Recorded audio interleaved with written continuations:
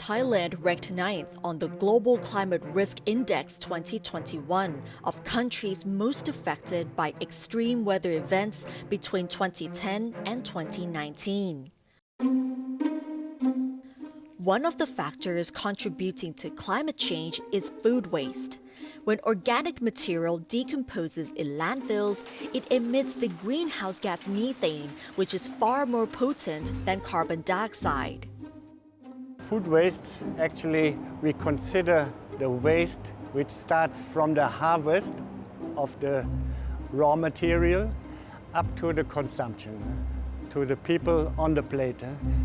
All the way up from the harvest to the consumption, we consider the waste. So all in all, now worldwide, globally, we have about 30% of the food produced and processed being wasted. This is remarkable and this is a lot. So this is the waste we have to deal with, and actually the UN in their Sustainable Development Goal under the Agenda 2030 has declared food waste as a so-called Sustainable Development Goal and production, and the target is to reduce food waste by 2030 to 50%. There are about 1.3 billion tons of food waste worldwide. In Thailand, the population of 66 million generates 145 kilograms of food waste per person per year. To reach the target, which is a 50% reduction by 2030, there should only be about 70 to 72 kilograms per person of food waste. Werner and his team, GIZ Thailand, has submitted their national roadmap on food waste to the Pollution Control Department. He said to manage and reduce food waste, they have defined 3 sectors in Thailand: the service sector, the retail sector, and the customer. I think food waste and hotels, I can say they are couples. There are 2 things that come along together all the time, especially when hotels serve customer with a buffet line, because we cannot afford to run out of food in the buffet line.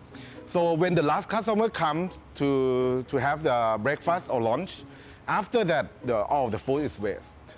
And I can say that it's a lot. We pay in 1 month 100,000 of baht on the food budget. And a lot of them is going to be the waste food at the end. This hotel manages food waste themselves, as they believe that it's their responsibility to manage it before it all goes outside, and that is where the Zero Food Waste project began. Basically, they turn food waste into fertilizers by using a natural method and the machines.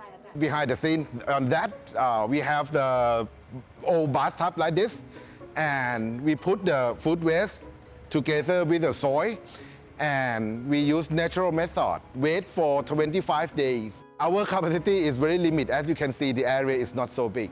So we have to study about the machine that help us both increase our capacity to deal with the food waste and also shorten the time that we have to wait for 25 days from natural method. So we bring into machine system to deal with the food waste. Both systems run under same concept to make the food, all the food waste to be the fertilizer for our plant that you can see. The hotel grows its own organic vegetables for the kitchens. With the project starting in 2019, the hotel can not only manage food waste in a sustainable way, but also saves a considerable amount of money, about 150,000 baht per month, although that is only half of their target of 300,000 baht. According to Thailand's Pollution Control Department, food waste accounts for 64% of total waste in the country, and nearly 40% of that food waste is still edible and of good quality. It is called food surplus.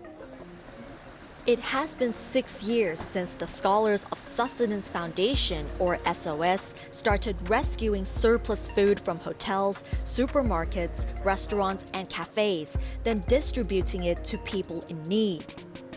We have distributed more than 2,400 recipients communities, which is nearly more than 1 million people in this country already. And that is what we do. And we're feeling like there's much more things, many things that we can do. So we believe that in order to moving forward into the next step of our operation is to create what we call and what other people know as food bank. A web application platform, Cloud Food Bank, operated by SOS Foundation and its partner, was launched earlier this year. This food donation app is for matchmaking between the food donors and the beneficiaries. According to Napat, the platform has delivered around 30,000 kilograms of food surplus, which is around 440,000 meals. However, their goal is to reach the 2 million meals milestone.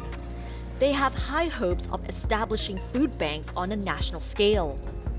When asked whether the supply of food surplus would be enough to meet the demand, Napat said that it is more than enough, but what they need the most is more support from the public sector.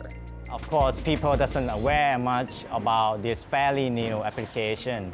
We just, like I said, it's only 8-month application. There's still a lot of people that support that maybe you can going in, and if you wish to donate, think about Cloud Food Bank and think about SOS.